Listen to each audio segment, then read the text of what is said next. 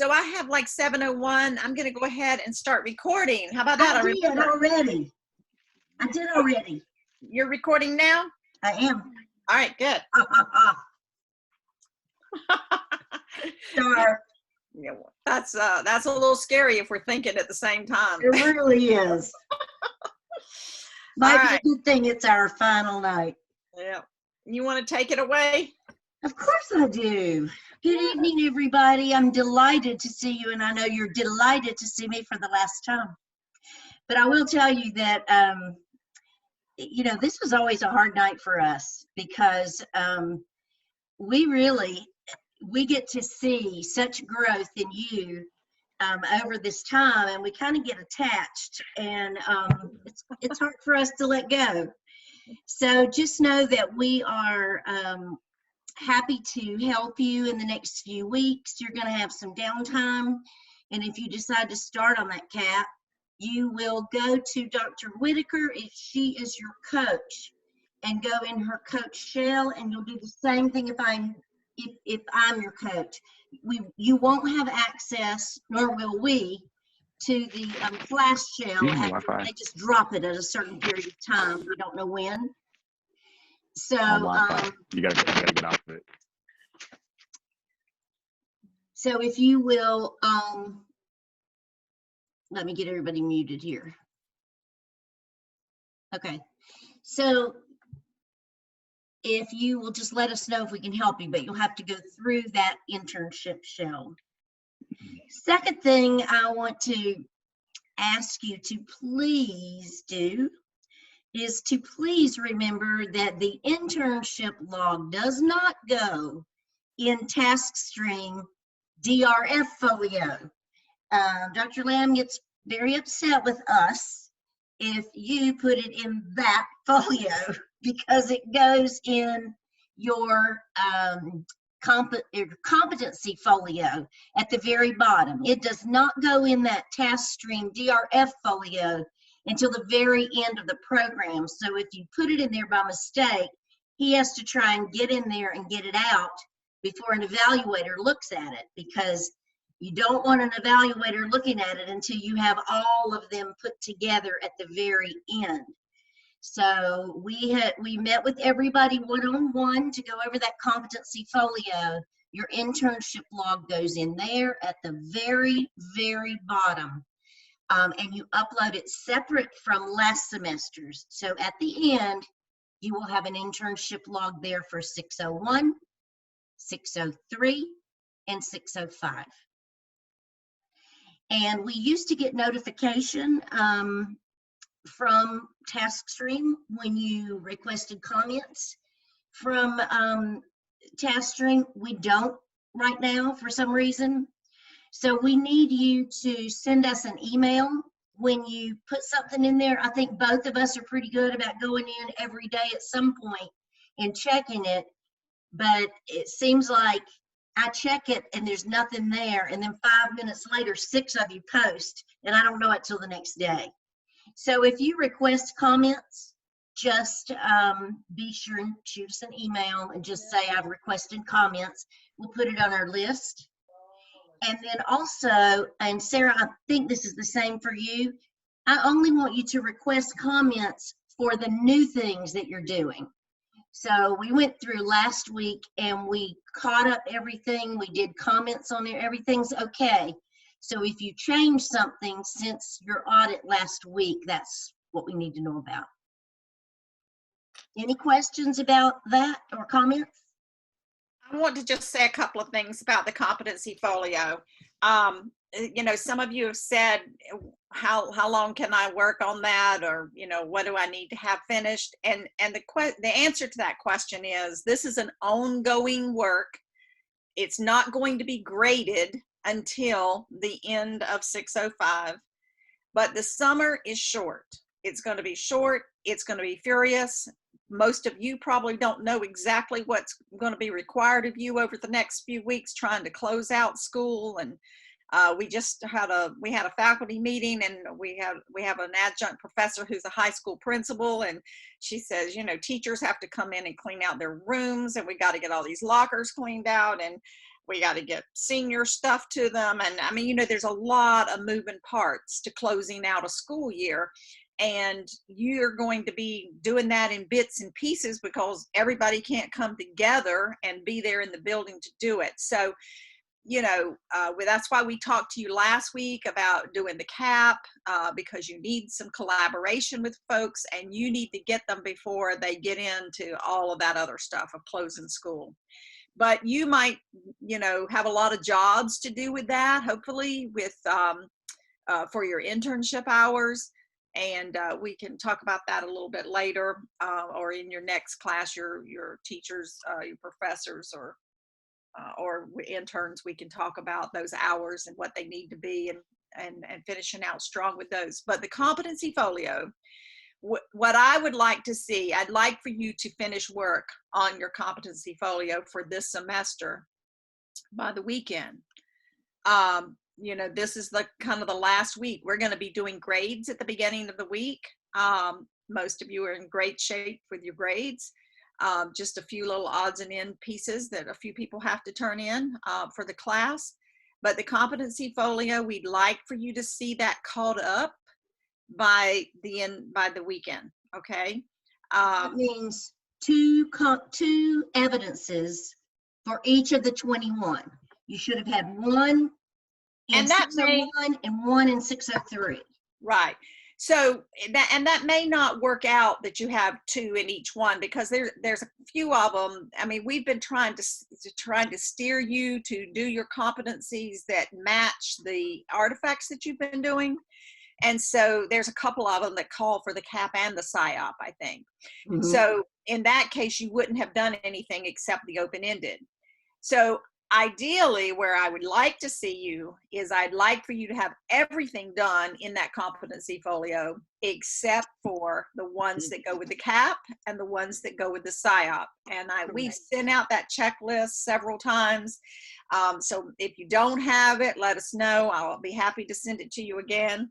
But that checklist will show you can mark off the ones that you've done. And if you will do all of them except for the CAP and the PSYOP, that, you know, you're going to be in great shape for the summer. And that's 16. That will be 16 left to do, because there are 7 for the CAP and 9 for the PSYOP.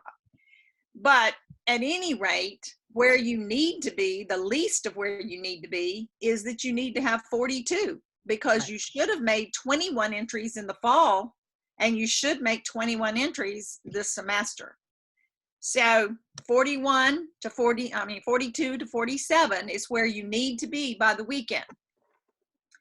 You know, if you're not, nobody's going to chop your hands off, but you're going to be in hot water.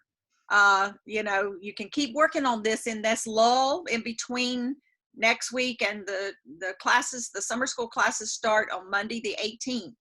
So depending on what night your class meets, but that's the week that the summer school classes will start, is May 18th. And you've got 2 or 3 weeks here in between. You can keep working on that competency folio during that time, and we'll be happy to review that for you until the 18th. You know, you need to do what you can do. You need to get to that point. Okay. So just know that we're here to support you with that, but you need to set yourself some time aside. Like I said, you don't have to do all of that. You don't have to sit down and do it all at one sitting. So, you know, if you've got 20 left to do, then mark out, you know, a half hour so that you can put 4 in and then leave it to the next day, so that you can get all of those done this week. Okay. Any questions about that? I have a question about the digital learning competencies in task stream. Yes. While I did highlight throughout the 21 competencies which ones were digital learning, right, under the actual digital learning tab, I don't have anything in there. You're not supposed to. Don't touch it. Yeah, don't touch that tab.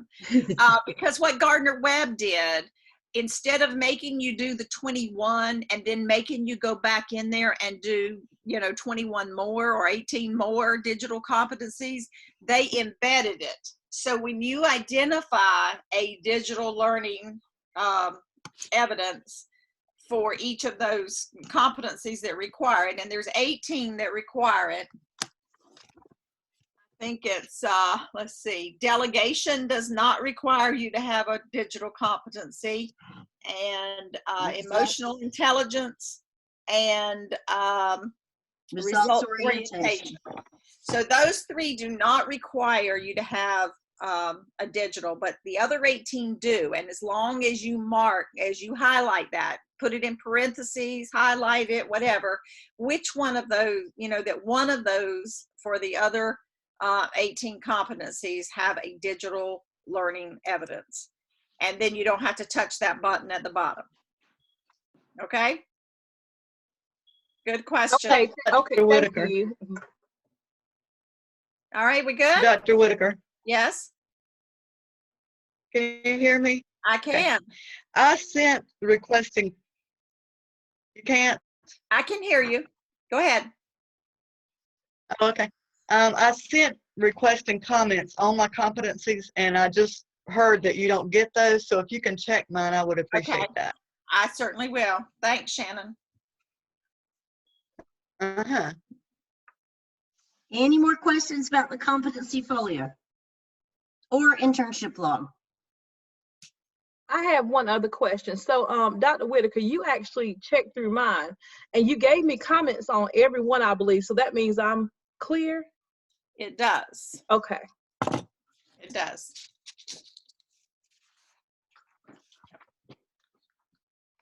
Anybody else? Okay, and let's see, just a few more. The only other sort of housekeeping thing before we actually get into our content for tonight is if you have any of you received from Gardner Webb the student opinion interest survey? The only reason we wanted to mention that to you, and Sarah, can you catch the chat? I will. Is that that is the only evaluation that Dr. Whitaker and I have. So your principals can come in your classroom and observe you. And ours from Gardner Webb check our videos from time to time, and they review, they'll jump in a certain class from time to time and check what we're doing that way. But the majority of what our evaluations come from are the student opinion surveys. And I know it comes at a time when you are already swamped with so many other things. And they've had overall, over the past few years, we really don't get much of a response on those. There's just, you get either people that really like you or people that don't like you at all. People who don't like you at all are always gonna reply. But people just don't realize that the university really does take that seriously. And there's, they tried to do, I think it was last semester, right? They tried to do something to make it easier for you. From what I understand in the past, it was sort of awkward, difficult to maneuver around and long. And so I think they've tried to fix that. So we would just like to ask you, if you haven't done so, if you would take time to do that, we would really appreciate it. Any questions on that? Okay, I'm going to share my screen with you now, and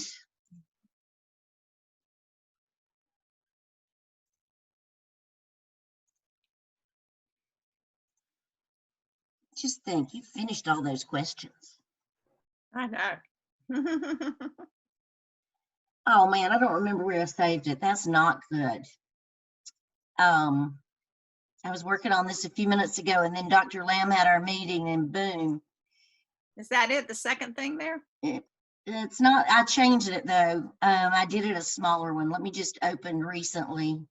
Yeah, go ahead and fill out that opinion survey, that student opinion survey, before I just make this mistake.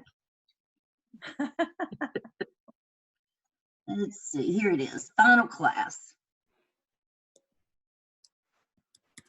All right, so when we talked about tonight and what we really wanted to share with you, we were supposed to talk to you about sexual harassment tonight. Well, there's one thing I can promise you, and that is when you get your job as an administrator, your school system is going to make absolutely positively sure that you understand about sexual harassment and about reporting it, because that's a hot topic right now. But there's some other things that we kind of hit on this semester, but maybe didn't really go into, that we just thought it might be worth going by and throwing it up to you again and seeing if you had any questions about it. And so this is going to be, let me get this off of here, the first one. The first one is called crowdfunding. Now, I know I mentioned this back when we talked about budgets and things. But this coming year, our states are all going to be broke. So we're all going to be looking for new and inventive ways to fund things in our schools. Well, there is crowdfunding, which you're probably all familiar with, that is a good, let me say, can be a good option. It can also be a very dangerous option. So we just wanted to share with you some of the latest things, according to Richard Schwartz, who is a big school board attorney in North Carolina, that have started being issues so that you'll be aware of them. Now, crowdfunding accounts are DonorsChoose, PledgeSense, Adopt a Classroom, GoFundMe, ClassWish. And I'm just curious, first of all, and because I'm sharing and I can't see all of you at one time, has anybody had personal experience, really good or really bad, either way, with these? And if so, Dr. Witter, can you still see them in the gallery? I just have a few of the pictures because I have your screen up. All right, so we'll come back to that in a minute. Let me go ahead. I can get them. Here we go. Well, no, that didn't do it. So if you do, you can send her a chat if you want to share one of your experiences. Zachary, did you have one? Yeah, you know, I'm the school social worker at the school, and there's also a counselor. And for the longest time, there was only one counselor, one part-time social worker, and they wanted a part-time counselor. But since we're not Title I, so there's no funds for it. So the school counselor put a GoFundMe on to hire a school counselor, and then the principal came and said you can't hire personnel with GoFundMe. Oh yeah, I don't think that would be good for hiring, but for Right. individual teachers or a certain small project that you might have in the school. Yeah. Okay, so I'll share the chats. Good, thanks for sharing those, Zachary. You know what? Shannon said that she has done a lot of grants through DonorsChoose, and I've known a lot of teachers to do that very successfully. And Samantha Hayslip says that lots of teachers at my school have been successful with DonorsChoose. It's important, though, that your school or district have a process for this. We've had some teachers leave with what they were awarded, which is technically against the DonorsChoose rules. It's actually it funds for your classroom.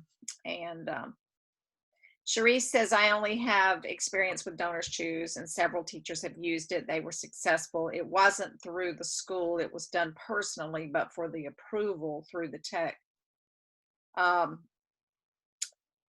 it was done personally, but for the school or the classroom. And Samantha Bond said she's had several projects funded through DonorsChoose, and our district has started having principals pre-approve projects, and projects cannot be for technology without approval through the tech department. And I know that's true in a lot of districts. Our tech department wanted to approve anything that we bought for technology. Just making sure that everything was compatible. So back in the beginning, when DonorsChoose first came out, or when I first became aware of it, I required every teacher on the staff to do a DonorsChoose grant.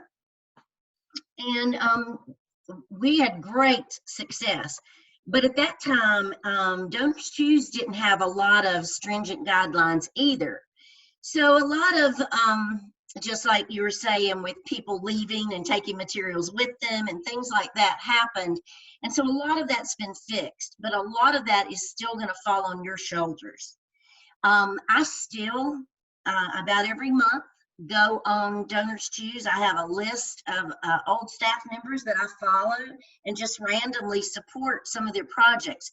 So $10 here, $15 there goes a long way. So I highly suggest that if it's something your system allows, that using the guidelines we're about to talk about, that you consider keeping something up and running for Donors Choose. I know my son, the business that he works for, his department's actually given an amount of money every month that they get to put into Donors Choose. And so it's up to him to determine which one, how they determine where it goes. So who can use crowdfunding? So it's teachers, counselors, speech therapists, curriculum facilitators, principals, assistant principals, parent organizations, and con artists. So that's why we have to be really careful. It can occur all year long. You can put one up at the beginning and take it the maximum of time they allow you to run it. Most projects are posted prior to the start of each semester, and they have a deadline. I know Donors Choose now puts a deadline on it for you, but pretty much it's an ongoing thing throughout the year. Now here's the thing. For a while, Wake County quit allowing you to use Donors Choose because of some of the unfortunate things that happened that I'm going to also explain to you about. But now they have a policy, and as long as you go through that policy, and my daughter-in-law is complaining about it because it's a pretty lengthy form or format that you have to fill out for Wake County. The Donors Choose form is very simple and straightforward, but the one for the county is much more complicated. But when you start looking at some of the reasons counties like Wake, particularly the larger counties, have had to put in those type of regulations, you'll understand why. So let's see. Some schools prohibit the use of crowdfunding altogether. Some only use certain ones, and they regulate the ones that you choose. And some permit the use of crowdfunding sites for school-related purposes and don't even regulate them at all. So that's why if you're in one of those systems, especially, you need to listen up. Here's some of the things that can happen with crowdfunding that you may not think about. Number one is student privacy. Number two is image reputation. Number three is legally damaging content. And the final one is fraud.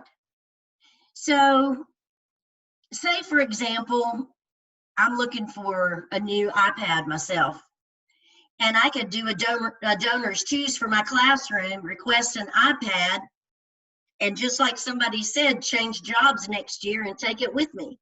Illegally, of course, but it's been done. So that's kind of doing it in that manner would be an example of fraud. Here's some don'ts for Dr. GoFundMe. Z. Yes. Yes. Also, where it talked about student privacy, I posted a picture one time of my students. I had permission, and they were all had a signed form, but I had to send a permissions thing to Donors Choose because it actually had students in it. That's exactly right. And see, for so long, they didn't require that. So I'm glad to know that they are now. So don't put personally identifiable information on the crowdfunding page. And I'm going to show you some examples of what that is in a second. Don't post pictures of students, like she was just saying, without district and parental consent. It's just covering your bases. And like she said, in this case, Donors Choose now requires that.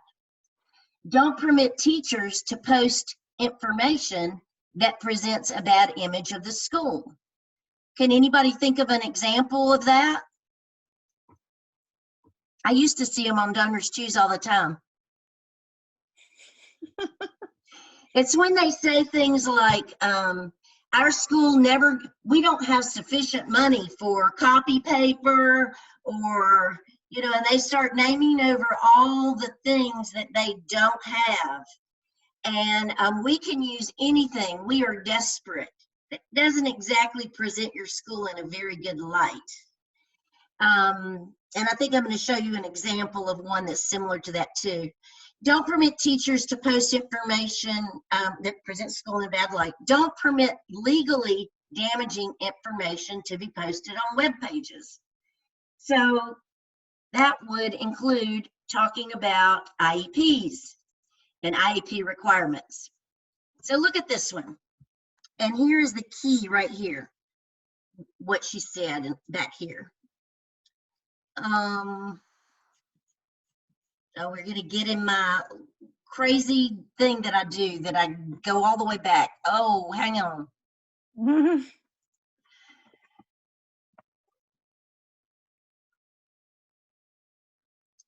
Let's go. It's so hard for me to deal with.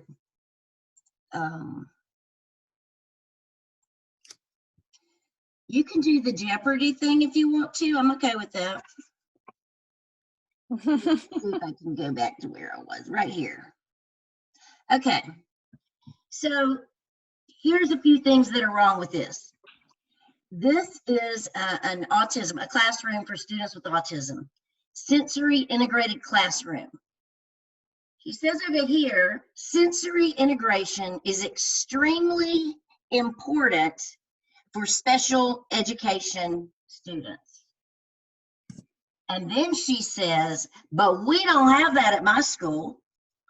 Just tell me, if you're a parent, or if you are anybody that isn't familiar with school, and somebody says to you, now this is like the best thing ever for these kids, but we don't have it. So as a parent of a student in that classroom, when she just admitted to America that you don't have what my child needs, ooh, that's really, really, you're really bordering on something that's illegal there. And the other thing is that more than likely there is something in that child's IEP about sensory integration and items to use. And you've also just said, we have to have this. Using pictures of students to try to, attract attention or gain people's support is just not a good idea. It doesn't present it in a good light. This one says, this allows students the ability to access the world around them and move beyond the limits placed upon them. You know what they just said? Our school limits the ability of our students because we don't have this particular equipment. So we are limiting what we can provide our students, and we are limiting their access to the world around them. So these are all potential legal problems for you and political nightmares when parents start asking, well, how come you don't have that if it's such a hot item? So tips for using pictures. Prohibit the use of pictures of students on crowdfunding pages. No, you don't really need them. Unless you can do pictures with their back to you of a general classroom. If there's something, I know a lot of people try to fund like the wobbly seats for elementary. So you can do pictures of kids with their back to them, but you also, if you use them, have to be sure that you have that permission. Limit their pictures to classroom pictures. Try to focus on the teacher in the picture. And ensure that you have written consent, but also try not to make it so right in the face of your students so they're so easily identifiable. these pages are public, and you need to remember that they're public, and remove content that's inappropriate, negative, or presents a poor image of the school or the school district. So a rule of thumb would be, would I want prospective parents reading the content of this web page?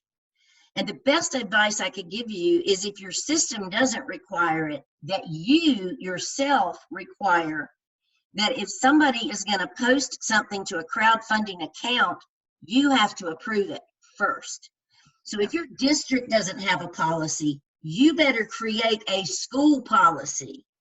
Right. At least that way, if somebody posts it, and then you have 15 parents up in arms at the EC department because you're not providing the appropriate equipment for what our students need on their IEP, then you're covered, because your policy clearly states that if you're not allowed to post on these types of sites unless they fill out your form and have your signature.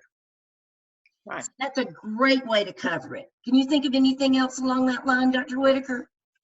No, I definitely would want to be a part of that, especially with so many things, happening. Sometimes you just have this great idea and you just want to take off, headstrong into it.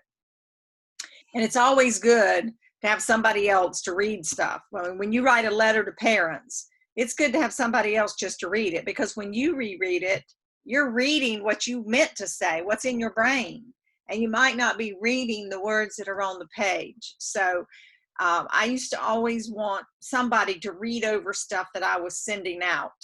And so I think that this, kind of falls under that same thing. Let somebody else read over it. Let your principal or an assistant principal may be in charge of that. Let them review it and make sure that it meets the school guidelines, the district guidelines, and that it is representing that teacher, that classroom, and your school or district the way that you want it to. I just wanted to read a couple of more comments from the chat box. Samantha Hayslep said that they had started doing the pre-approval for technology because teachers were getting things that were not supported by the district networks, and that's an issue. So and a lot of people probably don't even think about that. They see this great new program and they say, oh, that would be the greatest thing in my classroom, I'm going to try to get that. But you really need to make sure that it's going to be something that you really can use when you get it, because it does have to be compatible in the district. And Samantha Bond was commenting on the autism picture, that she thought that would be a privacy issue, which absolutely it would be. On that page that was labeled autism with pictures of students and mentioning special ed, you're sort of singling those people out, and it's public, and I do think that would be an issue. These are actually actual comments that the attorney shared with Dr. Whitaker and I, that for cases that he had. Without these puzzles, I will not be able to implement my IEPs. See a problem there? My classroom is unsanitary and unsafe, and because of that, I need this great rug. That was a frequent one for a while. My students are not receiving an adequate education with these materials that we have. So I need to request this funding for this so that they can get an adequate, well, guess what? The law pretty much requires that you give them an adequate education. So if you're just stating to the world that you can't do that without this particular equipment, what did you just do? You just invited a lawsuit. Mm-hmm. Without these iPads, my students will fail their EOGs. As Dale Lamb says, I cannot make this stuff up. This is true. This really happened. My school doesn't adequately fund special education. That may be true. That may be your thought, but you better never let those words come out of your mouth. Yeah. That needs to be between you and God, because Keep the dirty laundry in the school. Don't exactly. share it out there publicly. Yes. And work to fix it. And then the other is when issues are identified, address them. So if you actually have staff members who state these things and they believe that, then the best thing you can do is have a committee that uncovers the real story, because these might be people's perceptions, but this is not the truth. No. And here are the do's. Do have a board policy or regulation that addresses crowdfunding. So like I said, if your school board doesn't do it or your district, do it yourself. But it's a good idea to ask your superintendent, which is your boss, or your curriculum instruction person, to have your school's legal advisor look over your policy and your guidelines. This is a great source of things for your school. It's a great source of resources. It's too important of a source to just not have it. But it can also be a very scary one if you don't do it right. So just take some common sense and legal precautions. Mhm. Do require that administrators review or approve it. So, you know, your system should be doing this already, but if they're not, then you require that it have your approval and signature before it is applied. Do require that all funds and materials be shipped to the school address, which Donors Choose now requires that also, is my understanding. And make it clear that it is the property of the school, which I also think Donors Choose is now making that clear also. But make that clear in your policy with your signature and the staff member's signature that those are property of the school. Do view what items are being requested to ensure that they are items that comply with all the laws, the policies, and the regulations of your system and your school. Okay, oops, we're gonna go, I'm gonna stop share just for a second and gonna go back to open it up. Any questions or comments on any of those opportunities? It is a great source. I think that was a great comment that you made. It's too great of a source, especially in these times of short funds, to not use it. But you just need to make sure that you have it set up right, and that's going to be true for so many things that you do in your school. You've got to have you've got to have some organization. You've got to have some rules and guidelines for things, that all kinds of things that you're going to do, because you're going to have a lot of people. I mean, you might have a large staff, but even if you have a small staff, you want to stand together as a team, and you don't want one person going off and doing this and one person doing this way and so forth. You want it to be you know, very cohesive as a team, and organized, and you know, moral and ethical, and you want it done right, so that your school will have the image that you want it to have. So I think that's a very good point. And then I don't know if, I think Donors Choose actually has recommendations now of things that they feel like make your project more likely to be funded. But if not, ask your media specialist, technology specialist, give them a couple of hours to sit and review Donors Choose, the ones that are being approved, the ones that are being funded quickly, and see if you can figure out what the system is. It's got to be within a certain price range. I mean, there are certain things, if you look at them, if they're around $150, $200, they're almost immediately approved. So, you know, think about it from things like that and see if you can be successful. Excellent. Okay. Another thing I wanted to just throw out about is school employees and social media. I have been, I think appalled is just a really nice word for what I've actually have been. I'm not even sure, like, a word that I could use to describe this feeling that I'm having. But I am seeing teachers posting comments on Facebook, posting pictures of themselves in their home with alcoholic beverages in their hand, with their workout clothes on, with their swimsuits on, with their posting like their bodybuilding image pictures of look how much I've improved on the very same page that they have shared with parents and students. Now, as a principal, I would have a real problem with that. Me too. And the thing you have to remember is, particularly in high school, some of your teachers, there's not that much difference between their age and some of your students. And so many of them like to have that friendship kind of relationship. So it really pays to pay attention to social media.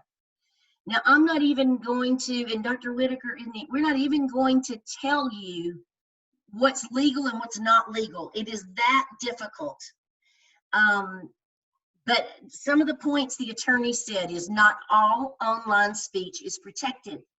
So don't think just because you have a teacher that you can't say something about what they say or what they do or what they post on Facebook, because you certainly can. Employees' online communications with students can certainly be prohibited, and it's something that needs to be monitored. Speech that is unprotected if it is not a matter of public concern. Okay, so personal things can have restrictions on them. So if an employee gets on Facebook and just starts bashing your school system about a certain grievance, or your principal about some conversation that they had, that is a private concern and it's not protected. If employee has disreputable conduct, for example, he showed a video of a drunken pirate, and it was a pirate, it was a pub, and a teacher who had videos posted of herself being a drunken pirate. And I don't think that was just an adjective that was used.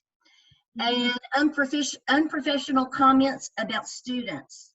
And some of the examples of this are appalling. And if you get on Facebook and just really start zeroing in on some of this, you know, you'll see things like, oh my gosh, my kids were awful today. My kids are so rotten. Kids today are this, that, and the other. And put students in a negative light. Criticism of fellow employees. Like, there isn't anybody in my school that cares about my students like I do. Comments like those can be commonplace. And exposing discrimination or wrongdoing rather than going through proper channels. The tricky part is that an online rant can be partially protected, but partially unprotected. So that's what I'm telling you. We can't advise you as to what you can protect and what is protected and what isn't.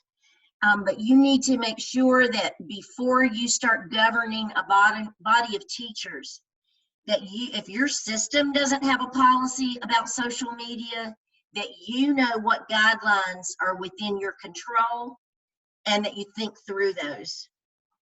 And if you have something that you think requires disciplinary action, then our suggestion to you is to go to an attorney.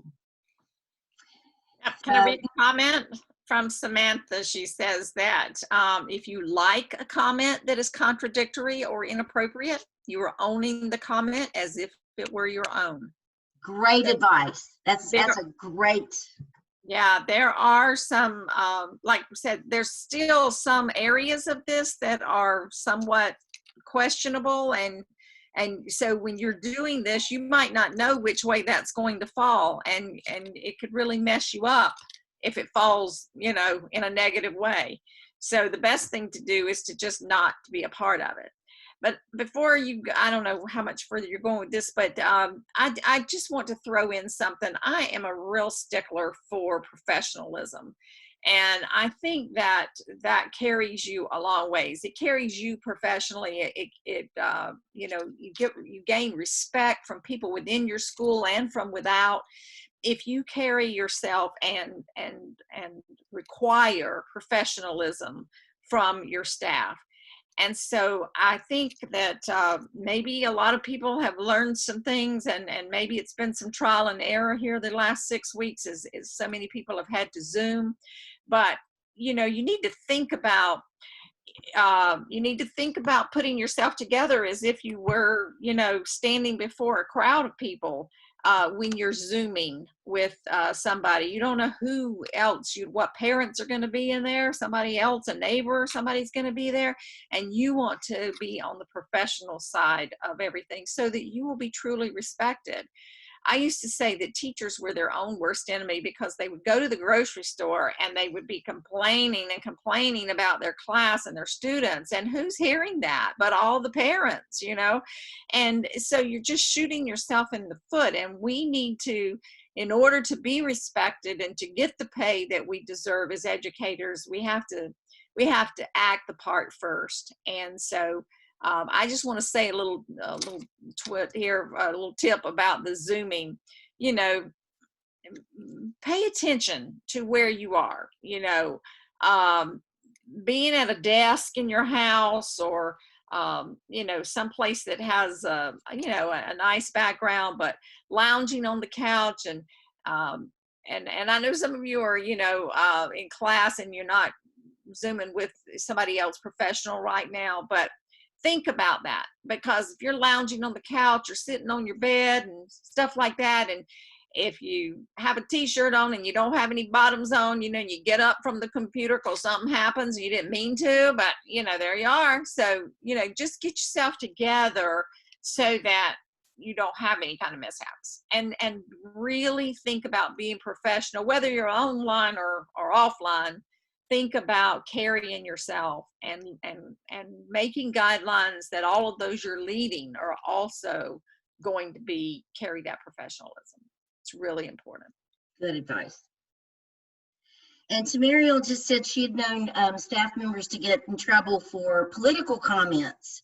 And that's a really good one to bring up. I'm glad you brought that up because, you know, that's really an issue you have to be careful about. If you think about it, if you make statements that are one way, your parents might be in another direction. So how do you think they're going to feel about you getting up in front of the classroom the next day and presenting anything to their children? Are they going to trust what you have to say, that it's impartial, that it's in the middle? I mean, you have a right to present information, not opinions. And so it goes back to what you were saying about professionalism. Once you lose that trust, the thing about it is, if you lose it for every teacher in your building. And just think about what I'm saying. You lose it for everybody in the building, because then they start questioning, well, I wonder how Miss so-and-so feels, or Mr. So-and-so, or, you know, so, yeah, you have to be really careful. I had 2 other cases that I was going to share with you, but we're close to time, so I think what I'll do is just send out the PowerPoint to you. They're cases that are just interesting. You know, I'm all about EC and saving you from being in the wrong side of the law. And so there's some controversial cases that I thought you might find interesting. One involves a child that was had cerebral palsy, and she had a service dog.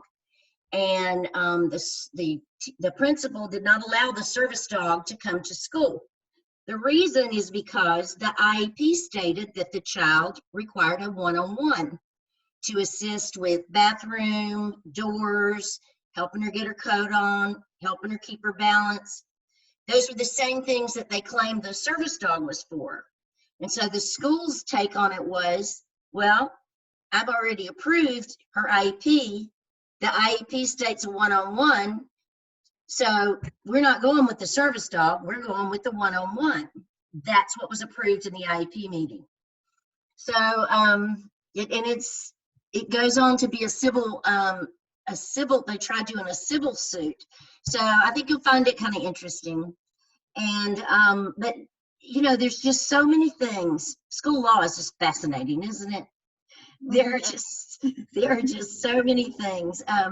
The other thing is that we haven't talked about this semester is that we just really recommend to you that if you aren't a member of a professional organization, or something like ASCD or NC-PAPA or some of these that really stay ahead of the law and the current things that are changing in the law, you might want to ask your central office, your superintendent, your assistant superintendent, what they recommend. What, you know, I've been a member of ASCD. That's just, you know, when I met the DeFores, that's where I met them from. And that's when I got hooked on ASCD. So, you know, $59 a year, and I get like 6 magazines a year on educational leadership. Each one focuses on, like, I think the one this quarter was English language learners, and the whole magazine will be about that, a leader's perspective on issues with that. So we just recommend to you that you begin to see yourself as an administrator before you become an administrator.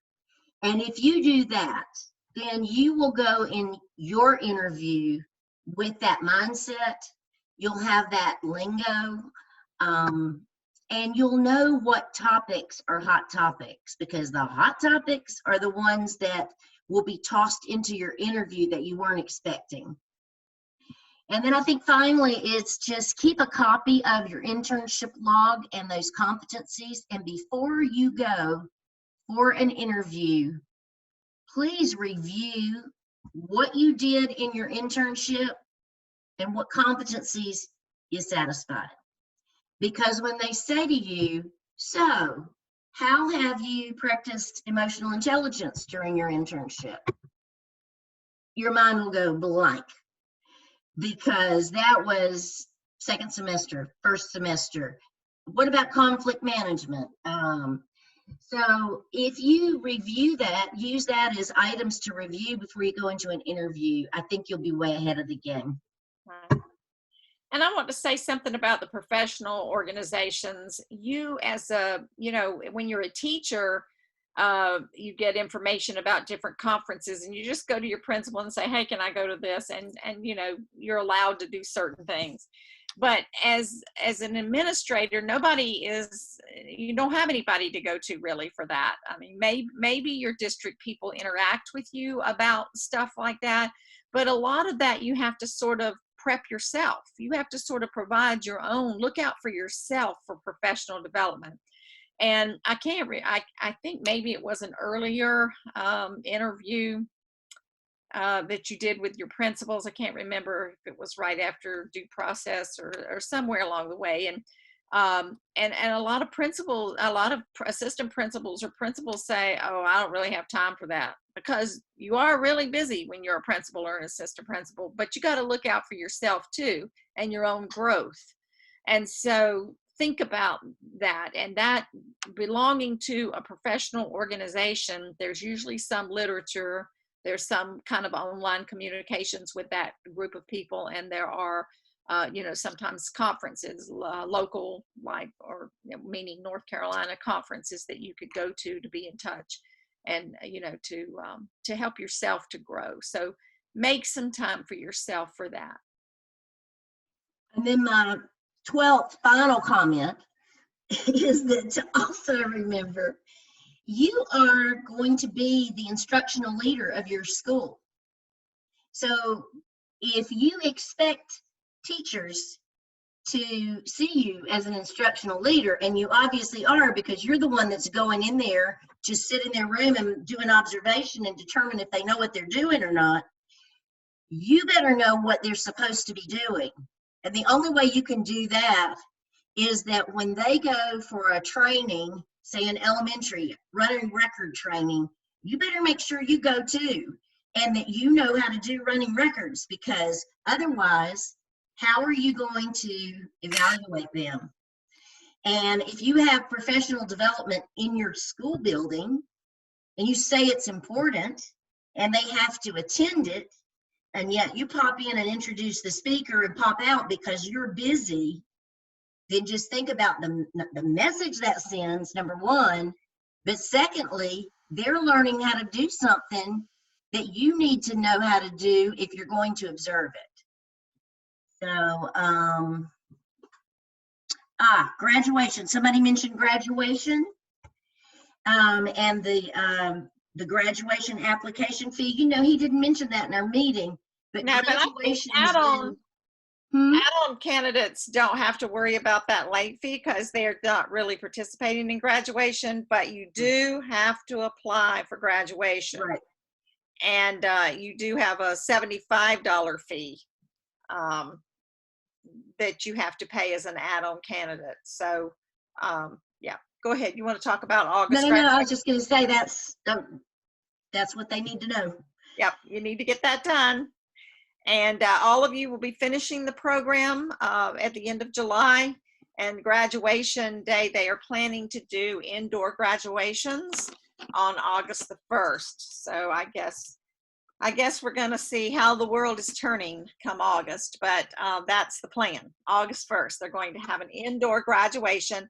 And so if that does take place, I'm sure that we will continue to have the reception for all of the add-on candidates in the Tucker Center, which is a very nice thing to attend. And we as professors try to attend that ourselves. And so it gives us a chance to actually meet in person and interact a little bit. And some of you may be interviewing for positions, or you may have gained a new position by the beginning of August. So we would love, to see you there.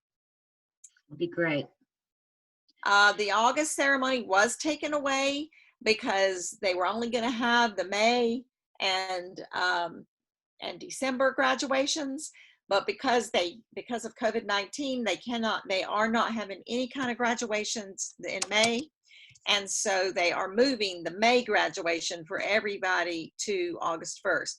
And I think the morning of August 1st, they will be having an undergrad graduation, and they'll be having a graduate students graduation at 3 p.m. that afternoon. So I'm thinking like 4 p.m.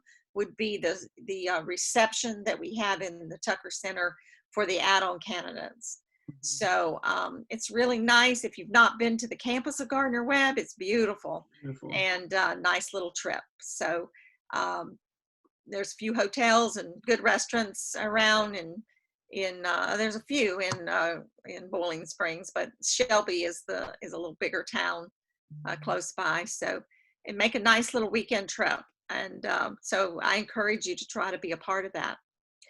I'm ready to go anywhere. So I wrote that down on my calendar. Your families are invited.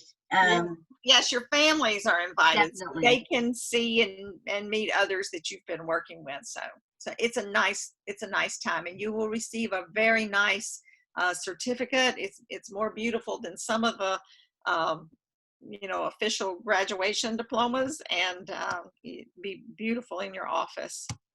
And you don't walk across the stage, but you do get a certificate. And we do have a reception, a really nice reception. Right. And we love to meet your families. Right. So Very good. Okay, well, the only other thing is the dates for your next semester, May 18th to July the 27th. So that's when you're good to go. Yep. All right, well, it's so sad to say goodbye. I could keep giving you one more thing for the rest of the night. But it has been great working with you all, and we've enjoyed our semester with you. Reach out to us at any time if we can help you. Take care. Good night, everybody. Good night.